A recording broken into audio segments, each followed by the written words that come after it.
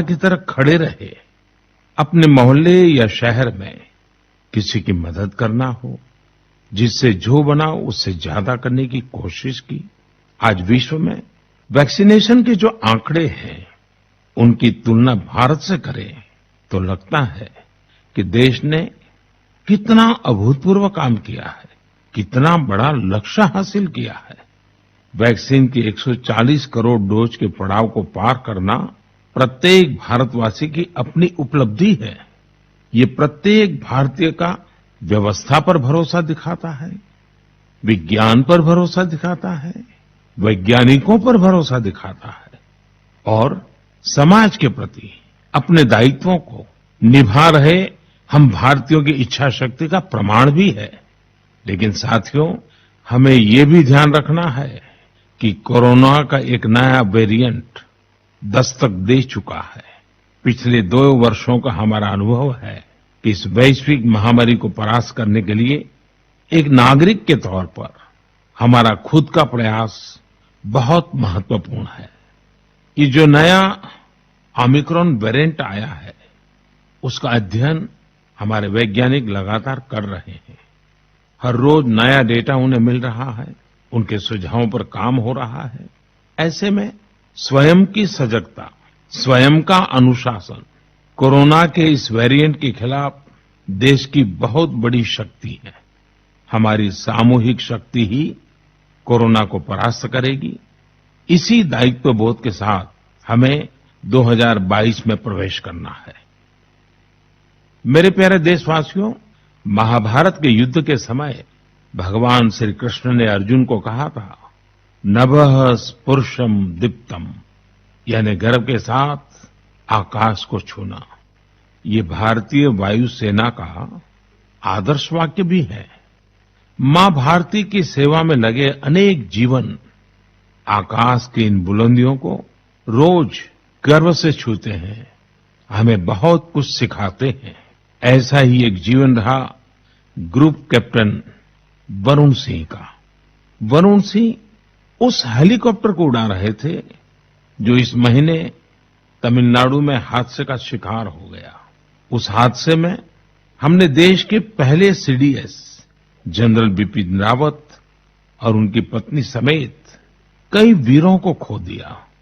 वरुण सिंह भी मौत से कई दिन तक जाबाजी से लड़े, लेकिन फिर वो भी हमें छोड़कर चले गए। वरुण जब अस्पताल में थे, उस समय मैंने सोशल मीडिया पर कुछ ऐसा देखा जो मेरे हृदय को छू गया। इस साल अगस्त में ही उन्हें शौर्य चक्र दिया गया था। इस सम्मान के बाद उन्होंने अपने स्कूल के प्रिंसिपल को एक चिट्ठी लिखी थी। इस चिट्ठी को पढ़कर मेरे मन में पहला विचार यही आया कि सफलता के शीर्ष पर पहुंचकर भी वे जड़ों को सींचना नहीं भूले। दूसरा कि जब उनके पास सेलिब्रेट करने का समय था, तो उन्होंने आने वाली पीढ़ियों की चिंता की। वो चाहते थे कि जिस स्कूल में वो पढ़े, वहां के विद्यार्थियों की जिंदगी भी एक सेलिब्रेशन बने। अपने पत्र में वरुण सिंह जी ने अपने पराक्रम का बखान नहीं किया, बल्कि अपनी असफलताओं की बात की। कैसे उन्होंने अपनी कमियों को काबिलियत में बदला, इसकी बात की। इस पत्र में एक जगह उन्होंने लिखा है, it is okay to be mediocre, not everyone will excel at school and not everyone will be able to score in the 90s. If you do, it is an amazing achievement and must be applauded. However, if you don't think that you are meant to be mediocre. You may be mediocre in school, but it is by no means a measure of things to come in life. Find your calling. It could be art, music, graphic design, literature, etc. Whatever you work towards, be dedicated, do your best. Never go to bed thinking, I could have put in more efforts. साथियों, औसत से असाधारण बनने का उन्होंने जो मंत्र दिया है वो भी उतना ही महत्वपूर्ण है। इसी पत्र में वरुण सिंह ने लिखा है, never lose hope, never think that you can not be good at what you want to be. It will not come easy, it will take sacrifice of time and comfort. I was mediocre and today I have reached difficult milestone in my career. Do not think that 12th board marks decide what you are capable of achieving in life. Believe in yourself and work towards it. Varun ने लिखा था कि अगर वो एक भी student को प्रेरणा दे सके तो ये भी बहुत होगा। लेकिन आज मैं कहना चाहूंगा, उन्होंने पूरे देश को प्रेरित किया है। उनका लेटर भले ही केवल स्टूडेंट से बात करता हो, लेकिन उन्होंने हमारे पूरे समाज को संदेश दिया है। साथियों, हर साल मैं ऐसे ही विषयों पर विद्यार्थियों के साथ परीक्षा पर चर्चा करता हूं। इस साल भी एग्जाम से पहले मैं स्टूडेंट्स के साथ चर्चा करने की प्लानिंग कर रहा हूं।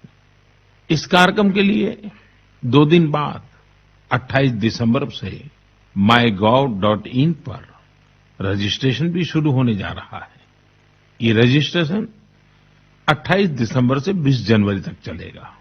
इसके लिए क्लास 9 से 12 तक के स्टूडेंट्स, टीचर्स और पेरेंट्स के लिए ऑनलाइन कंपटीशन भी आयोजित होगा। मैं चाहूंगा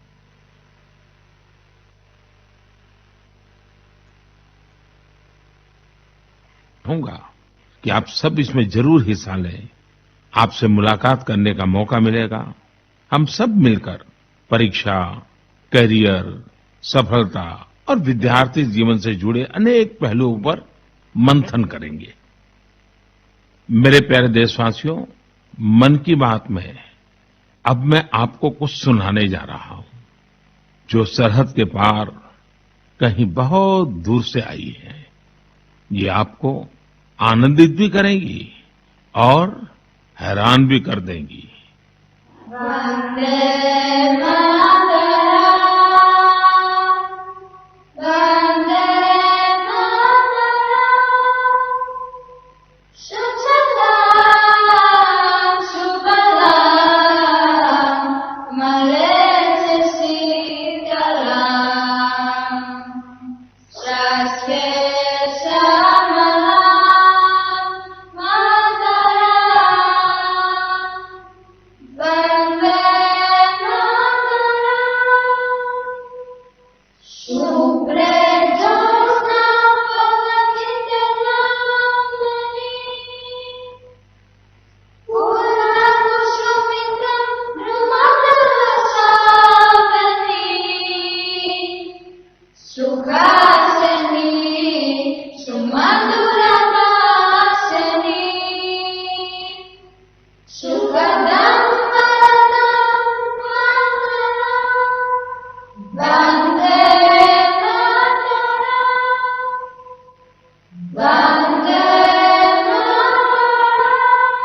मुझे पूरा विश्वास है कि ये सुनकर आपको बहुत अच्छा लगा होगा, गर्व की अनुभूति हुई होगी। वंदे मातरम में जो भाव निहित है वो हमें गर्व और जोश से भर देता है। साथियों, आप ये जरूर सोच रहे होंगे कि आखिर ये खूबसूरत वीडियो कहाँ का है, किस देश से आया है। इसका जवाब आपकी हैरानी और बढ़ा देगा। वंदे मातरम प्रस्तुत करने वाले ये स्टूडेंट्स ग्रीस के हैं। वहां वे इलिया के हाई स्कूल में पढ़ाई करते हैं। इन्होंने जिस खूबसूरती और भाव के साथ वंदे मातरम गाया है वो अद्भुत और सराहनीय है। ऐसे ही प्रयास 2 देशों के लोगों को और करीब लाते हैं। मैं ग्रीस के इन छात्र छात्राओं और उनके टीचर्स का अभिनंदन करता हूं। आजादी के अमृत महोत्सव के दौरान किए गए उनके प्रयास की सराहना करता हूं। साथियों, मैं लखनऊ के रहने वाले नीलेश जी की एक पोस्ट की भी चर्चा करना चाहूंगा। नीलेश जी ने लखनऊ में हुए एक अनूठे ड्रोन शो की बहुत प्रशंसा की है। ये ड्रोन शो लखनऊ के रेसिडेंसी क्षेत्र में आयोजित किया गया था। 1857 के पहले स्वतंत्रता संग्राम की गवाही रेसिडेंसी की दीवारों पर आज भी नजर आती है। रेसिडेंसी में हुए ड्रोन शो में भारतीय स्वतंत्रता संग्राम के अलग अलग पहलुओं को जीवंत बनाया गया। चाहे चौरी चौरा आंदोलन हो, काकोरी ट्रेन की घटना हो या फिर नेताजी सुभाष बाबू का अदम्य साहस और पराक्रम, इस ड्रोन शो ने सबका दिल जीत लिया। आप भी इसी तरह अपने शहरों के, गांवों के आजादी के आंदोलन से जुड़े अनूठे पहलुओं को लोगों के सामने ला सकते हैं। इसमें टेक्नोलॉजी की भी खूब मदद ले सकते हैं। आजादी का अमृत महोत्सव हमें आजादी की जंग की स्मृतियों को जीने का अवसर देता है, उसको अनुभव करने का अवसर देता है।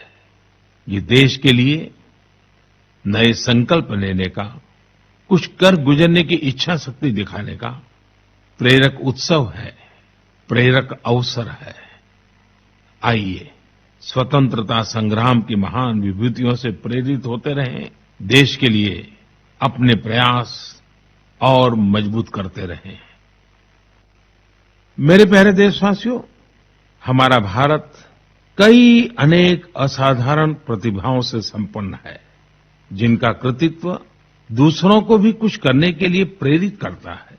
ऐसे ही एक व्यक्ति हैं तेलंगाना के डॉक्टर कुरेला विट्ठलाचार्य जी। उनकी उम्र 84 साल है। विट्ठलाचार्य जी इसकी मिसाल है कि जब बात अपने सपने पूरे करने की हो तो उम्र कोई मायने नहीं रखती। साथियों, विट्ठलाचार्य जी की बचपन से एक इच्छा थी, वो एक बड़ी सी लाइब्रेरी खोले। देश तब गुलाम था, कुछ परिस्थितियां ऐसी थी कि बचपन का वो सपना तब सपना ही रह गया।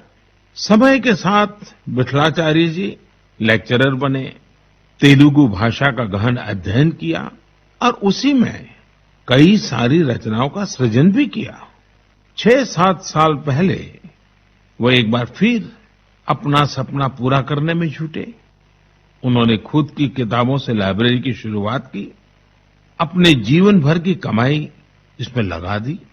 धीरे धीरे लोग इससे जुड़ते चले गए और योगदान करते गए। यदाद्री भुवनागिरी जिले के रमन्नापेट मंडल की इस लाइब्रेरी में करीब 2 लाख पुस्तकें हैं। विट्ठलाचार्य जी कहते हैं कि पढ़ाई को लेकर उन्हें जिन मुश्किलों का सामना करना पड़ा, वो किसी और को न करना पड़े। उन्हें आज ये देखकर बहुत अच्छा लगता है कि बड़ी संख्या में स्टूडेंट्स को इसका लाभ मिल रहा है। उनके प्रयासों से प्रेरित होकर कई दूसरे गांवों के लोग भी लाइब्रेरी बनाने में जुटे हैं। साथियों, किताबें सिर्फ ज्ञान ही नहीं देती, बल्कि व्यक्तित्व भी संवारती हैं, जीवन को भी गढ़ती हैं। किताबें पढ़ने का शौक एक अद्भुत संतोष देता है। आजकल मैं देखता हूं कि लोग ये बहुत गर्व से बताते हैं कि इस साल मैंने इतनी किताबें पढ़ी, अब आगे मुझे ये किताबें और पढ़नी है। ये एक अच्छा ट्रेंड है जिसे और बढ़ाना चाहिए। मैं भी मन की बात के श्रोताओं से कहूंगा कि आप इस वर्ष की अपनी उन 5 किताबों के बारे में बताएं जो आपकी पसंदीदा रही हैं। इस तरह से आप 2022 में दूसरे पाठकों को अच्छी किताबें चुनने में भी मदद कर सकेंगे।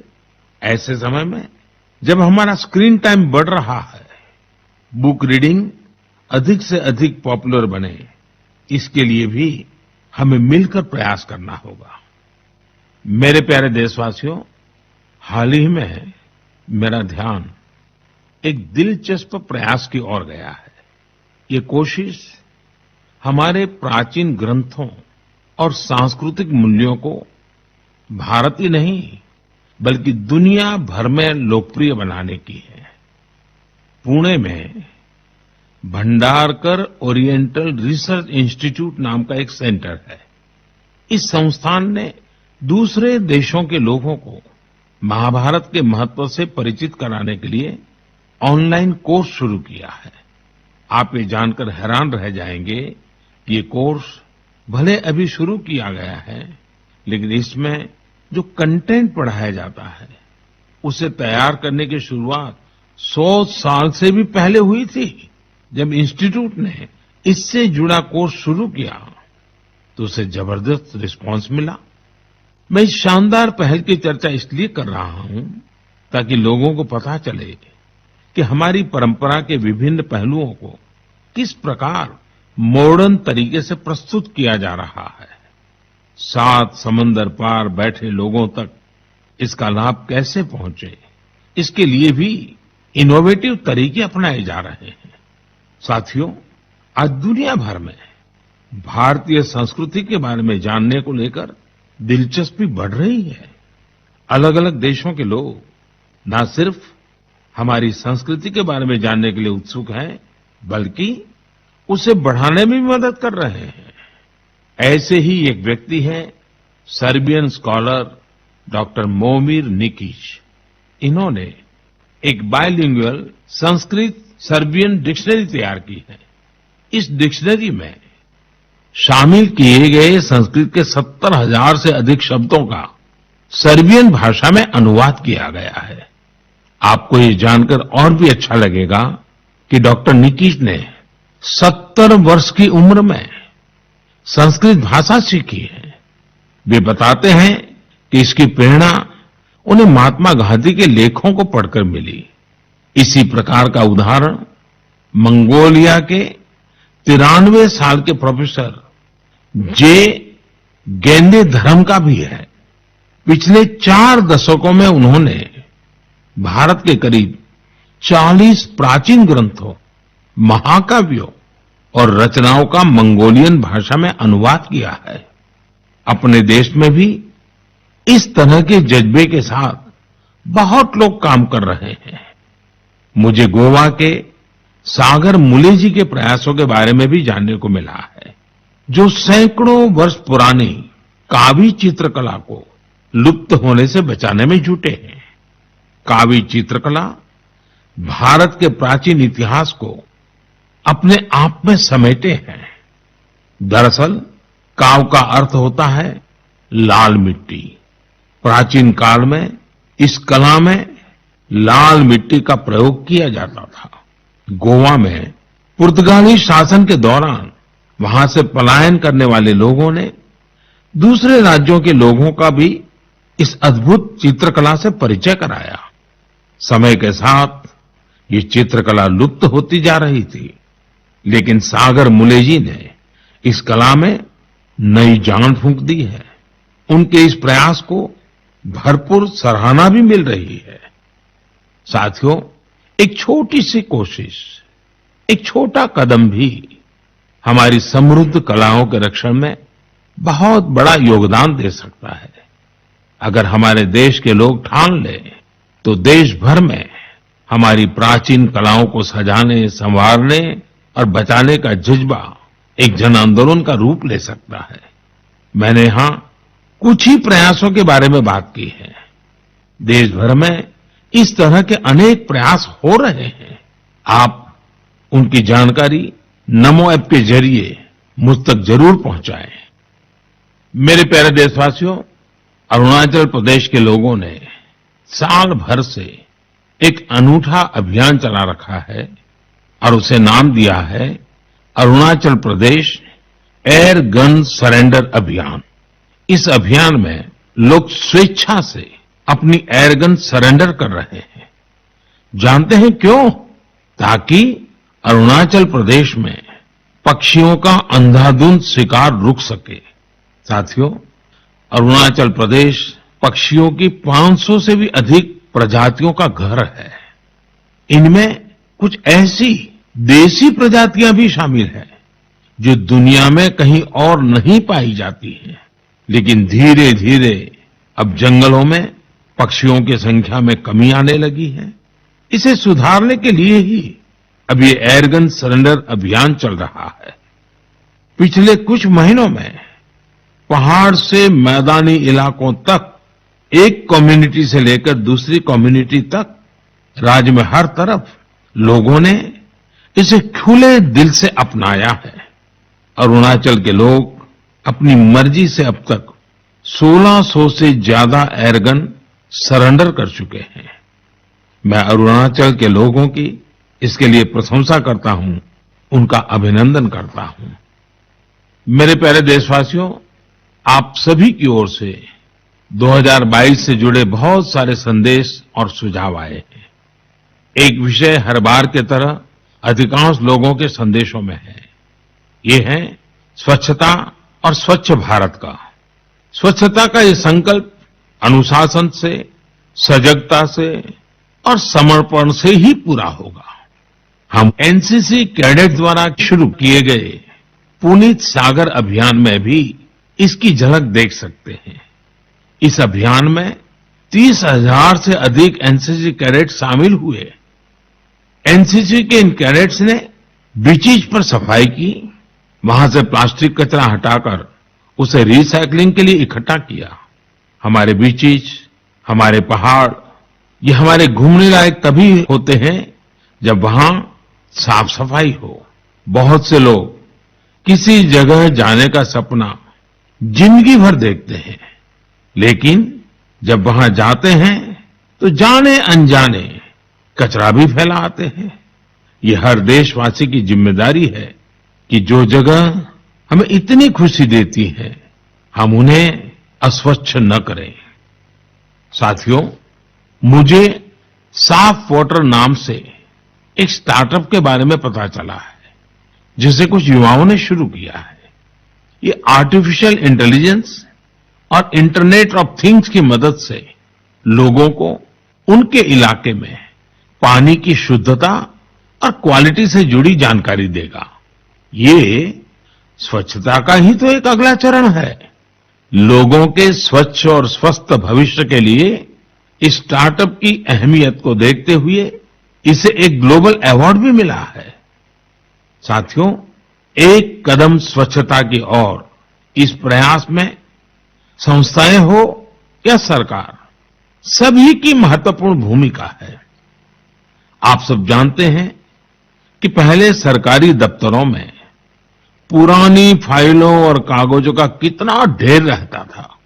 जब से सरकार ने पुराने तौर तरीकों को बदलना शुरू किया है, ये फाइल्स और कागज के ढेर डिजिटाइज होकर कंप्यूटर के फोल्डर में समाते जा रहे हैं। जितना पुराना और पेंडिंग मटेरियल है, उसे हटाने के लिए मंत्रालयों और विभागों में विशेष अभियान भी चलाए जा रहे हैं। इस अभियान से कुछ बड़ी ही इंटरेस्टिंग चीजें हुई हैं। डिपार्टमेंट ऑफ पोस्ट्स में जब ये सफाई अभियान चला तो वहां का जंकयार्ड पूरी तरह खाली हो गया। अब इस जंकयार्ड को कोर्टयार्ड और कैफेटेरिया में बदल दिया गया है। एक और जंकयार्ड टू व्हीलर्स के लिए पार्किंग स्पेस बना लिया गया है। इसी तरह पर्यावरण मंत्रालय ने अपनी खाली हुए जंकयार्ड को वेलनेस सेंटर में बदल दिया। शहरी कार्य मंत्रालय ने तो एक स्वच्छ एटीएम भी लगाया है। इसका उद्देश्य है कि लोग कचरा दें और बदले में कैश लेकर जाएं। सिविल एविएशन मिनिस्ट्री के विभागों ने पेड़ों से गिरने वाली सूखी पत्तियों और जैविक कचरे से जैविक कंपोस्ट खाद बनाना शुरू किया है। ये विभाग वेस्ट पेपर से स्टेशनरी भी बनाने का काम कर रहे हैं। हमारे सरकारी विभाग भी स्वच्छता जैसे विषय पर इतने इनोवेटिव हो सकते हैं। कुछ साल पहले तक किसी को इसका भरोसा भी नहीं होता था, लेकिन आज ये व्यवस्था का हिस्सा बनता जा रहा है। यही तो देश की नई सोच है, जिसका नेतृत्व सारे देशवासी मिलकर कर रहे हैं। मेरे प्यारे देशवासियों, मन की बात में इस बार भी हमने ढेर सारे विषयों पर बात की। हर बार की तरह एक महीने बाद हम फिर मिलेंगे, लेकिन 2022 में हर नई शुरुआत अपने सामर्थ्य को पहचानने का भी एक अवसर लाती है। जिन लक्ष्यों की पहले हम कल्पना भी नहीं करते थे, आज देश उनके लिए प्रयास कर रहा है।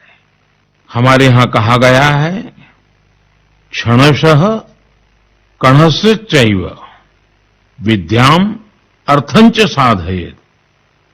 क्षणे नष्टे कुतो विद्या, कणे नष्टे कुतो धनम। यानी जब हमें विद्या अर्जित करनी हो, कुछ नया सीखना हो, करना हो, तो हमें हर एक क्षण का इस्तेमाल करना चाहिए। और जब हमें धन अर्जन करना हो, यानी उन्नति प्रगति करनी हो, तो हर एक कण का यानी हर संसाधन का समुचित इस्तेमाल करना चाहिए। क्योंकि क्षण के नष्ट होने से विद्या और ज्ञान चला जाता है, और कण के नष्ट होने से धन और प्रगति के रास्ते बंद हो जाते हैं। ये बात हम सब देशवासियों के लिए प्रेरणा है। हमें कितना कुछ सीखना है, नए नए इनोवेशंस करने हैं, नए नए लक्ष्य हासिल करने हैं। इसलिए हमें एक क्षण गंवाए बिना लगना होगा। हमें देश को विकास की नई ऊंचाई पर लेकर जाना है। इसलिए हमें अपने हर संसाधन का पूरा इस्तेमाल करना होगा।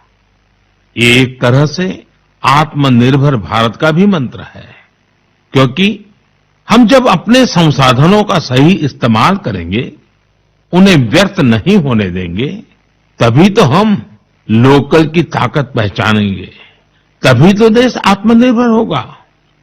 इसलिए आइए हम अपना संकल्प दोहराएं कि बड़ा सोचेंगे, बड़े सपने देखेंगे और उन्हें पूरा करने के लिए जी जान लगा देंगे। और हमारे सपने केवल हम तक ही सीमित नहीं होंगे। हमारे सपने ऐसे होंगे जिनसे हमारे समाज और देश का विकास जुड़ा हो, हमारी प्रगति से देश की प्रगति के रास्ते खुले। और इसके लिए हमें आज ही लगना होगा, बिना एक क्षण गवाए, बिना एक कण गवाए। मुझे पूरा भरोसा है, इसी संकल्प के साथ आने वाले साल में देश आगे बढ़ेगा और 2022 एक नए भारत के निर्माण का स्वर्णिम पृष्ठ बनेगा। इसी विश्वास के साथ आप सभी को 2022 की ढेर सारी शुभकामनाएं। बहुत बहुत धन्यवाद।